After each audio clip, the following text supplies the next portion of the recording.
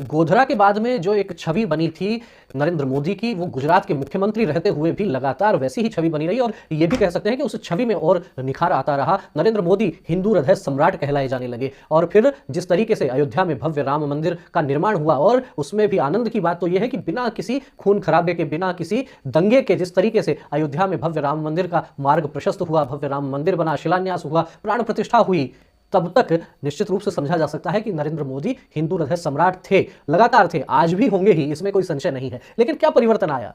उनकी body language आप देखेंगे तो आपको लगेगा कि वही आक्रामकता है, वही जिजीविषा है, वही परिश्रम है, लेकिन वो बयान आजकल देखने को, सुनने को नहीं मिलते। प्रधानमंत्री नरेंद्र मोदी की बात करते हैं तो गोधरा याद आता है और साथ ही साथ याद आता है करण थापर के साथ वाला वो इंटरव्यू जिसमें वो माइक बीच में निकालकर चल देते हैं। साथ ही साथ ध्यान में क्या आता है, एक सार्वजनिक कार्यक्रम जिसमें कुछ मुस्लिम समाज के लोग उनको टोपी पहनाना चाहते हैं और प्रधानमंत्री इनकार कर देते हैं। अनेक सार्वजनिक मंचों पर भी नरेंद्र मोदी ने यह कहा कि मैं अपनी परंपराओं का पालन करूंगा लेकिन सबकी परंपराओं का सम्मान करूंगा। इस समय यह बात महत्वपूर्ण इसलिए भी हो जाती है कि पिछले दिनों अजमेर दरगाह को लेकर जो विवाद हुआ उसके बाद सारे देश की नजरें थी कि आखिर क्या अजमेर दरगाह में उर्स पर प्रधानमंत्री की तरफ से चादर भिजवाई जाएगी। जी हां, भिजवाई गई। मैंने जब